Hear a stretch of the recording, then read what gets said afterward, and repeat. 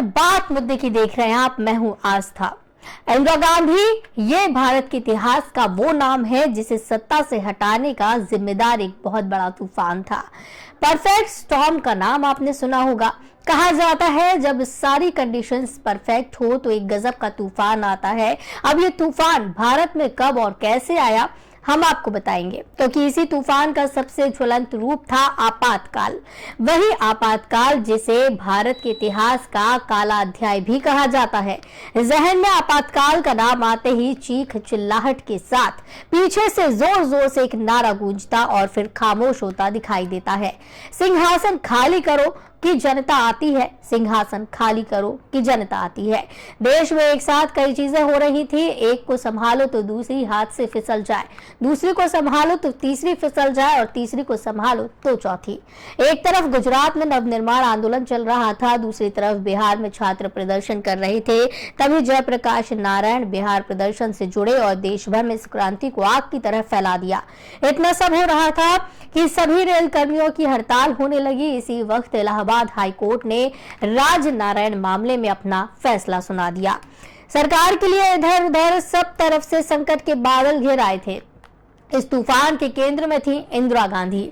हर तरफ से कुर्सी खिंचती जा रही थी, एक हाथ से बचाए तो दूसरे खींचने को आतुर थी। यूं तो तमाम संकटों की शुरुआत पहले से हो गई थी, लेकिन उस समय थ्रिलर सीन की बात अगर की जाए जो जून महीने की 25 तारीख को हुई। जून महीने की 25 तारीख की काली रात को वो सब शुरू हुआ। तब देश को आपातकाल और सेंसरशिप के हवाले कर दिया गया। तो आज वही दिन है जब आपातकाल लगाया गया और कई साल बीत चुके हैं, लेकिन इस पर बयानबाजी थमने का नाम नहीं ले रही है। कांग्रेस नेता अंशु अवस्थी का कहना है कि बीजेपी और आरएसएस आपातकाल के नाम पर झूठ बोल रही है।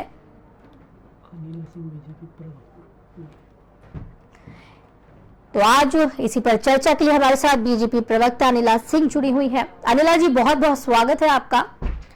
अनिला जी, इतना समय बीत चुका है आपातकाल को। इंदिरा गांधी ने जब आपातकाल लगाया, त्राहिमाम मचा हुआ था। हर तरफ से इंदिरा गांधी की कुर्सी छीनती हुई उस समय नजर आई। जो राजनीतिक स्थिति उस समय देखने को मिली, कई समय बीत चुके हैं, कई पार्टियां आई, कई सत्ता बदली, कई प्रधानमंत्री बदले, लेकिन आज भी वो दौर है जब वो खत्म नहीं हो रहा, उस पर बयानबाजी नहीं थम रही है। देखिए, वो अध्याय है आजाद भारत के इतिहास में जी, जो कभी मिटेगा नहीं। जिस प्रकार से इमरजेंसी डिक्लेयर हुई, अभी तक हमारे राष्ट्र में 3 बार इमरजेंसी डिक्लेयर हो चुकी। 1962 में हुई, 1971 में हुई और फिर 1975 में हुई। पहले 2 जब हम इंडो चाइना वॉर हुआ था और इंडो पाक वॉर हुआ था, तब इमरजेंसी लगाई गई थी।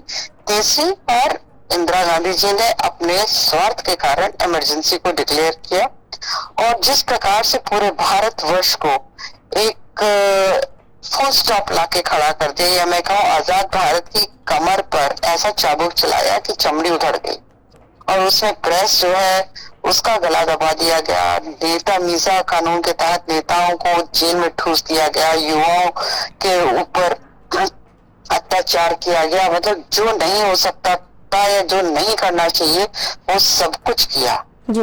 और क्यों किया हम अच्छी तरीके से जानते हैं कि इलाहाबाद हाई कोर्ट और सुप्रीम कोर्ट का जो फैसला इंदिरा गांधी के लिए आया था कि भाई ये इन्होंने इलेक्शन में गड़बड़ी करी है, तो ये इलेक्शन खारिज होता है, 6 साल तक वो चुनाव नहीं लड़ सकेंगे जी। तो अपनी कुर्सी बचाने के लिए पूरा देश जो है आपने जेल में डाल दिया। इसीलिए वो भी मात्र 28 वर्ष हुए थे हमारे देश को स्वतंत्र हुए जी। फिर से आप डार्क एजेस में लेकर जा रहे हो। तो बिल्कुल एक बोलते हैं ना, भय से भरा हुआ वो काल था। तो इमरजेंसी का जो समय है बिल्कुल सबको याद करके रखना चाहिए कि इस प्रकार के राजनेता भी हमारे यहाँ रहे हैं। उन्होंने एक बार नहीं कई बार इस प्रकार की घटनाएं हमारे देश में कराई है, जिसकी वजह से जो हमारे नागरिक हैं परेशान रहे। जी अमला जी, लेकिन इंदिरा गांधी को बेहद ताकतवर नेता और बेहद ही समझदार नेता माना जाता है। वहीं अभी अगर बात करें तो कांग्रेस ये साफ कह रही है कि बीजेपी आपातकाल को लेकर झूठ बोल रही है, लोकतंत्र को कमजोर करने की कोशिश कर रही है और कांग्रेस को दबाने की कोशिश है। तमाम तरीके के बयान दिए जा रहे हैं। क्योंकि ये जो इस प्रकार के बयानबाजी करते हैं ना, उनको इतिहास नहीं पता। जिनको इतिहास की जानकारी नहीं है तो वो इस प्रकार की किसी भी बयानबाजी करेंगे जी। कल को ये भी कह देंगे सिख दंगे हुए ही नहीं थे, कुछ हुआ ही नहीं था, खालिस्तानी मूवमेंट कुछ हुआ ही नहीं था। अब क्या इन लोगों के लिए बोला जाए। अच्छा, अंशु जी ने ये भी कहा है कि जब चुनाव उसके बाद हुए थे इमरजेंसी के बाद, तो इंदिरा गांधी जीती थी वहां पे और काफी अच्छी सीटें जीती थी उन्होंने। तो अगर इमरजेंसी इंदिरा जी के जीतने से पहले वहां पे दूसरी सरकार बनी थी जी, ये ना भूले वो जी, बिल्कुल विफल सरकार रही थी, क्योंकि उसमें बहुत सारे राजनीतिक दल जो इकट्ठा होकर आए थे। और यही है, हम लोग भी आज की तारीख में यही कहते हैं कि अगर दुनिया भर के राजनीतिक दल इकट्ठा होकर सरकार बनाएंगे तो वो स्टेबल सरकार नहीं होती है जी। और उस वक्त भारतीय जनता पार्टी जैसा एक मजबूत राजनीतिक दल जी इनके सामने नहीं था, तो कांग्रेस फिर वापस आ गई जी। लेकिन अगर इमरजेंसी का उस समय लोगों के ऊपर ज्यादा असर दिखा होता तो फिर दोबारा से सत्ता में क्यों इंदिरा गांधी को लाया जाता, क्यों उन पर दोबारा भरोसा जताया जाता, अगर इतनी बड़ी चीज वहां पर देखने को मिलती जैसे बीजेपी बताती है। चॉइस नहीं थी ना लोगों के पास। भाई इमरजेंसी जब हटी है उसके बाद जनता पार्टी ने सरकार बनाई, बहुत सारे राजनीतिक दलों ने मिलकर बनाई, तो सरकार स्टेबल नहीं थी जी। तो स्टेबिलिटी नहीं थी तो फिर चुनाव हुए, तो दोबारा चुनाव हुए तो वहां पर कांग्रेस के अलावा कोई और ऐसा राजनीतिक दल ही नहीं था, तो लोगों ने भी मजबूरी में वोट डाले ना, जब चॉइस ही नहीं है जी। चलिए दोबारा आ गई। चलिए अनिला जी, हमारे साथ जुड़ने के लिए बहुत बहुत धन्यवाद आपका। तो बता दें आपको कि आज वही काला दिन है, जून महीने की 25 तारीख की काली रात को कई सालों पहले जब आपातकाल लगाई गई थी, तब देश को आपातकाल और सेंसरशिप के हवाले किया गया था। नागरिकों से उनके अधिकार छीन लिए गए थे। राजनीतिक विरोधियों को उनके घर या दूसरे ठिकानों से खदेड़कर जेलों में ठूसा गया। अभिव्यक्ति व्यक्त करना अपराध हो गया। हर तरफ सेंसरशिप का ताला जड़ दिया गया। अब पत्र पत्रिकाओं में केवल वही छपता जो उस समय की सरकार चाहती थी। आकाशवाणी की वाणी में भी खौफ था। प्रकाशन प्रसारण से पहले कंटेंट सरकारी अधिकारी के पास भेज दिया जाता और उसे सेंसर करवाना पड़ता था, तो सेंसर करवाने के बाद ही इसे प्रकाशित किया जाता था। इस कहानी का हीरो वो था जिसके आगे कोई भी हीरो धूल फाकता दिखे, यानी लोकनायक जयप्रकाश नारायण। और अभी भी इस मुद्दे पर बयानबाजी नहीं थम रही है। बीजेपी लगातार इसे लोकतंत्र में काला दिन बता रही है। हमारे साथ चर्चा में अंशु अवस्थी जी, कांग्रेस नेता, जुड़ गए हैं, कांग्रेस प्रवक्ता है। अंशु जी, बहुत बहुत स्वागत है आपका। जी धन्यवाद। अंशु जी, आपातकाल को कई समय बीत चुके हैं, कई साल निकल गए हैं, प्रधानमंत्री कई बदले हैं, सत्ता बदली है, लेकिन आज भी ये दौर भूला नहीं जा रहा। इंदिरा गांधी ने जिस तरीके से आपातकाल लगाया, लोगों की स्वतंत्रता छीनी और तमाम तरीके की पाबंदियां लगाई, आज भी वो कहीं ना कहीं दिखाई देता है। देखिए, ये जो भारतीय जनता पार्टी के लोग जो उस समय तत्कालीन जनसंघ था और आरएसएस के लोग ये रोना रोते हैं आपातकाल का, इनसे कहिए कि रोना बंद करें और जो ये बेशर्मी कर रहे हैं, अपनी बेशर्मी की पराकाष्ठा पार करें, इसे बंद करें। दरअसल सच्चाई ये है कि आपातकाल तो इस समय अघोषित रूप से लगा हुआ है। कोई पत्रकार सवाल करता है, उसको जेल भेज दिया जाता है। कोई आदमी, कोई राजनीतिक दल आवाज उठाता है, उससे घर ईडी पहुंचा दी जाती है। अरे उस समय तो जो देश में आपातकाल लगा था तो संविधान सम्मत था और देश में आपातकाल इन्हीं जनसंघ और आरएसएस के लोगों की वजह से लगा था। यही वो लोग थे जो विदेशी ताकतों के इशारे पर उनके हाथों नाच रहे थे और देश के लोकतंत्र को कमजोर कर रहे थे। तो इनकी वजह से कठोर निर्णय लेना पड़ा श्रीमती इंदिरा गांधी जी को, क्योंकि वो कठोर निर्णय लेने वाली महिला जानी जाती थी। वो दुर्गा के रूप में थी, वो लौ महिला इसीलिए कहलाती थी। उन्होंने 1969 में कठोर निर्णय लिया था, बैंकों का राष्ट्रीयकरण किया था। कोई आम बात नहीं थी, तब बैंक राजाओं के होते थे, आम आदमी का अकाउंट नहीं खुल सकता था उस बैंक में। उन्होंने बैंकों का राष्ट्रीयकरण किया और देश की आम आदमी का बैंकों के दरवाजे पर प्रवेश शुरू किया। ये इंदिरा गांधी की देन थी। 1971 फिर से उनका दूसरा कठोर निर्णय, जब अमेरिका का 7वां बेड़ा पाकिस्तान के साथ खड़ा था, लेकिन वो झुकी नहीं। उन्होंने पाकिस्तान के 2 टुकड़े किए और बांग्लादेश नया राष्ट्र बना। 1974 फिर से एक कठोर निर्णय, जब देश को परमाणु संपन्न बनाने की जिम्मेदारी आई, उन्होंने मजबूती से डटकर मुकाबला किया। पूरा विश्व हमारे खिलाफ था, लेकिन परमाणु परीक्षण करके भारत को परमाणु संपन्न राष्ट्र बनाया। तो ये वो लोग हैं जो अमेरिका के इशारे पर नाच रहे थे और देश के लोकतंत्र को कमजोर कर रहे थे। इन्हीं की वजह से आपातकाल लगाना पड़ा। और जो लोग भी लोकतंत्र को कमजोर करने का काम कर रहे थे, इंदिरा गांधी जी ने उनको जेल में ठूंसने का काम किया। आम आदमी तो खुशहाल था। अगर खुशहाल ना होता तो देश की आपातकाल के बाद इतना बड़ा जनादेश 1980 में श्रीमती इंदिरा गांधी और कांग्रेस पार्टी को देश के लोगों ने दिया। 353 सीटें, 353 मेंबर ऑफ पार्लियामेंट, जितना नरेंद्र मोदी को भी आज तक नहीं मिला। आपातकाल के बाद इतना बड़ा जनादेश दिया और उस जनता पार्टी को मात्र 31 सीटें दी, जिसमें जनसंघ भी अपने को विलय कर चुका था। तो ये झूठ फैलाना बंद करें, ये बरगलाना बंद करें। देश जानता है, देश सच जानता है कि श्रीमती इंदिरा गांधी जी देश हित में कोई भी कदम उठाने को तैयार थी। उन्होंने वो कदम उठाया जिसकी जरूरत थी। अभी भाजपा और आरएसएस के लोग तो रोना इसलिए रोते हैं क्योंकि इनका जो मकसद था हमेशा विदेशियों के साथ खड़े रहे। देश की आजादी के पहले अंग्रेजों के साथ खड़े रहे। देश की आजादी के बाद जो विदेशी ताकतें थी, जो देश में कमजोर करना चाहते थे लोकतंत्र, उनके साथ खड़े रहे। ये क्या जाने है देशभक्ति? अरे गांधी परिवार ने तो शहादतें दी हैं। राजीव गांधी ने शहादत दी, इंदिरा गांधी जी ने शहादत दी, पंडित जवाहरलाल नेहरू 9 साल जेल रहे। कांग्रेस के लाखों कार्यकर्ता अपने आप को बलिदान कर दिए देश को आजादी दिलाने में। इन्होंने तो चीटी भी नहीं मारी। जो लोग आज लोकतंत्र की बात करते हैं, इनके मुंह से लोकतंत्र शोभा नहीं देता। अंशु जी, आप कह रहे हैं लोकतंत्र की बात करते हैं तो बड़ा हास्यास्पद लगता है कि वो लोग जो जीवन भर अंग्रेजों की चाटुकारिता करते रहे और उसके बाद विदेशी हाथों में खेलते रहे, वो आज लोकतंत्र की बात करेंगे। ठीक है अंशु जी, आप कह रहे हैं कि आपातकाल के बाद जो चुनाव हुए, इंदिरा गांधी ने धमाकेदार वापसी की, मोदी से भी ज्यादा सीटें लेके आई, लेकिन आप ये भूल गए क्या कि आपातकाल के बाद जो चुनाव हुए थे वहां उनको शिकस्त मिली थी। उसके बाद जो गठजोड़ की सरकार बनी वो नहीं चल पाई। उसके बाद इंदिरा गांधी ने वापसी की क्योंकि कोई ऑप्शन नहीं था। नहीं, देखिए ऑप्शन क्यों नहीं था? ऑप्शन तो था ना। जिन लोगों ने लोकतंत्र को कमजोर करने की कोशिश की उनको सत्ता मिली। तो ये सत्ता स्वार्थी लोग थे, ये आपस में लड़ कट गए। अरे देश के लिए त्याग करने वालों को जनता पहचानती है। इस देश के लिए त्याग करने का अगर कोई नाम है तो वो गांधी परिवार है, कांग्रेस पार्टी। आज के महंगाई के दौर में, बेरोजगारी के दौर में भी अगर कोई देश के लोगों के लिए लड़ रहा है तो राहुल गांधी जी लड़ रहे हैं, कांग्रेस पार्टी का कार्यकर्ता लड़ रहा है, हमारे राष्ट्रीय अध्यक्ष मल्लिकार्जुन खड़गे जी लड़ रहे हैं। मुझे आप बताइए ना, कोई दूसरा राजनीतिक दल लड़ रहा हो इन मुद्दों पर? तो कितना परेशान करने की कोशिश की राहुल गांधी। आप अंशु जी, आप खुद ही कह रहे हैं, अंशु जी आप खुद ही कह रहे हैं कि जो गठबंधन से बन जाता है वो आपस में लड़के उस दिन जो सरकार बनी थी वो टूट गई है। तो आपके विपक्षी एकता पर यकीन नहीं करते हैं? नहीं करते हैं, बिल्कुल करते हैं ना। वो जो है सत्ता स्वार्थी और देश विरोधी जो लोकतंत्र को कमजोर कर रहे थे, वो उन लोगों का गठबंधन था।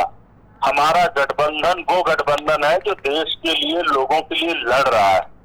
हम कहीं देश की सरकार को अस्थिर नहीं करना चाहते हैं। ये वो लोग थे, ये वो देश विरोधी ताकतों के हाथों में खेल रहे थे जिन्होंने तत्कालीन इंदिरा गांधी की सरकार को अस्थिर करने की कोशिश की थी, देश में भय का माहौल बनाने की कोशिश की थी। ये वो लोग थे। देश इन्हें पहचानता है और समय समय पर इनका इलाज करता रहता है। जी, लेकिन अंशु जी एक सवाल ये खड़ा होता है, आपातकाल लगा, उसके बाद जब गठबंधन की सरकार बनी वहां इंदिरा गांधी नहीं आई, उसके बाद गठबंधन जीता, इंदिरा गांधी ने वापसी की, इंदिरा गांधी को फिर से सीट छोड़नी पड़ी, फिर उसके बाद मोरारजी देसाई की अगुवाई में जनसंघ की सरकार बनी थी। तो अगर जनता को इंदिरा गांधी पे भरोसा होता तो वो क्यों दूसरी सरकार बनने को देती, क्यों मोरारजी देसाई को चुनती? देखिए, हम और आप उस जनता पर कभी सवाल नहीं खड़ा कर सकते जिस जनता ने इतना बड़ा जनादेश दिया, जितना बड़ा जनादेश शायद ही कभी मिला हो 353 सीट का। हमारे जो पूर्वज थे, हमारी उससे ऊपर पीढ़ी के लोग थे, हमें उनकी बुद्धिमत्ता पर कभी सवाल उठाने का अधिकार नहीं, क्योंकि वो जानते थे श्रीमती इंदिरा गांधी जी ने सारे निर्णय संविधान सम्मत किए। उस समय जो आपातकाल की व्यवस्था थी वो देश में विपरीत परिस्थितियां जो पैदा की थी इन भाजपा और आरएसएस के लोगों ने, उनकी वजह से उन्हें संविधान की उस शक्ति का प्रयोग करना पड़ा। उन्होंने संविधान के विरोध में कोई काम नहीं किया। उनकी सदस्यता गई, वो भी संविधान सम्मत तरीके से उन्होंने उसका पालन किया और फिर से वो जनता के बीच में गई, जनता ने आशीर्वाद दिया। लेकिन जो इस समय अघोषित आपातकाल इस समय चल रहा है, देश की जो मीडिया है उसको सवाल करने पर जेल भेजा जा रहा है, न्यूज चैनलों पर ईडी के छापेमारी हो रही है, देश के जो नेता है सवाल करते हैं उनकी सदस्यता ले ली जाती है। तो ये जो अघोषित आपातकाल है इसको भी जनता देख रही है। और आप यकीन मानिए, जिस तरीके से 1980 में 31 सीट पाई थी यही जनसंघ और जनता पार्टी, उसी तरीके से भारतीय जनता पार्टी 50। लेकिन अंशु जी, आपको ऐसा नहीं लगता है, आपको ऐसा नहीं लगता है कि आपातकाल नहीं लगाया जा रहा था? अगर नहीं लगता तो इंदिरा गांधी का जिस तरीके से आपातकाल के बाद करियर रहा, राजनीतिक जिस तरीके से उन्हें सीटें हासिल हुई, वो खुद रायबरेली से चुनाव हार गई, रायबरेली से जहां वो लड़ रही थी, तो आपको ऐसा नहीं लगता कि अगर आपातकाल नहीं लगता तो इस तरीके से कुछ भी नहीं होता? इंदिरा गांधी को ना ही कुर्सी छोड़नी पड़ती, ना ही वो रायबरेली से चुनाव हारती। देखिए, हार जीत चुनाव ये वो लोग चिंता करते हैं जो सत्ता स्वार्थी होते हैं, जो देश प्रेमी होते हैं वो कभी चुनाव हार जीत की चिंता नहीं करते। अंग्रेजों की लड़ाई के समय इंदिरा गांधी जी ने बाल कांग्रेस बनाई, वो 16 साल की थी जब उनको अंग्रेजों ने जेल भेजा था। तो क्या वो चुनाव लड़ने हारने जीतने की चिंता कर रही थी? पंडित जवाहरलाल नेहरू, मौलाना अबुल कलाम आजाद, सरदार पटेल, सुभाष चंद्र बोस, जो आईपीएस थे उस समय, आईपीएस परीक्षा अंग्रेज कराते थे, इंडियन सिविल सर्विसेज, तो उन्होंने देश के लिए लड़ाई लड़ी। तो क्या वो कोई चुनाव के लिए, सत्ता स्वार्थ के लिए कर रहे थे? नहीं, वो देश प्रेमी थे, वो देश की एकता अखंडता के लिए उन्होंने अपने प्राणों की आहुति दे दी, बलिदान हो गए। लेकिन कभी उन्होंने इसकी चिंता नहीं की कि हम चुनाव जीतेंगे हारेंगे। लेकिन जो देश में अस्थिरता का माहौल बनाने की कोशिश तत्कालीन जनसंघ और आरएसएस ने किया था, देश उसे कभी भूल नहीं सकता है। देश में जो भय का वातावरण खड़ा करने की कोशिश की थी, इंदिरा गांधी जी ने उनका डट कर मुकाबला किया। हमें उनकी साहस को, उनके धैर्य को नमन करना चाहिए। हमें मानना चाहिए कि हमारे पास ऐसा नेता था जब देश में विपरीत परिस्थितियां खड़ी करने की कोशिश की जा रही थी, उस समय उन्होंने उनका डट कर मुकाबला किया और वो सभी जो लोकतंत्र के खिलाफ लोकतंत्र को कमजोर करे तो उनको जेल भेजने का काम किया। यदि आपातकाल न लगाती तो क्या करती, आप मुझे बताइए? उनके पास क्या विकल्प था? क्योंकि आपातकाल भी संविधान के तहत की गई कि जब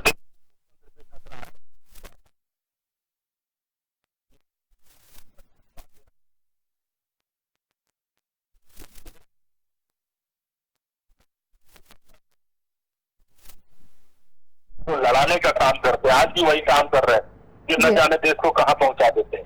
जी, चलिए, बहुत बहुत धन्यवाद अंशु जी हमारे साथ जुड़ने के लिए आपका और चर्चा में शामिल होने के लिए।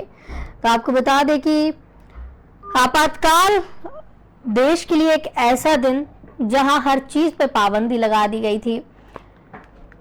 आज ही की तारीख थी, आज ही की वो काली रात थी जब ये सब कुछ शुरू हुआ। देश को आपातकाल और सेंसरशिप के हवाले किया गया, नागरिकों से उनके अधिकार छीन लिए गए, राजनीतिक विरोधियों को उनके घर या दूसरे ठिकानों से खदेड़कर जेलों में ठूसा गया, अभिव्यक्ति व्यक्त करना अपराध हो गया, हर तरफ सेंसरशिप का ताला जड़ दिया गया, पत्र पत्रिकाओं में केवल वही छपता जो उस समय की सरकार चाहती थी, आकाशवाणी की वाणी में भी खौफ था, प्रकाशन प्रसारण से पहले कंटेंट सरकारी अधिकारी के पास भेजा जाता और उसे सेंसर करवाना पड़ता था। इस कहानी का हीरो था लोकनायक जयप्रकाश नारायण। तो बता दें कि आपातकाल को भले ही लंबा समय बीत गया हो, लेकिन इसे कोई भी भुला नहीं पा रहा है। कांग्रेस नेता अंशु अवस्थी ने इसी को लेकर बड़ा बयान दिया है। उन्होंने कहा है कि बीजेपी और आरएसएस झूठ बोल रही है। अगर आपातकाल इंदिरा गांधी नहीं लगाती तो क्या करती, लेकिन अगर आपातकाल नहीं लगाया जाता तो कैसा होता देश का माहौल, कैसा होता देश का वातावरण, ये भी सोचने वाली बात है। इंदिरा गांधी के करियर में जिस तरीके से ढलाव देखने को मिला आपातकाल के बाद, क्या वो सब फिर भी होता, सवाल खड़े हुए हैं। तो अभी सरकार इस सदमे को, आपको बता दें कि आपातकाल को लेकर बयानबाजी कर रही है और लोकतंत्र के लिए काला दिन आज के दिन को बताती है।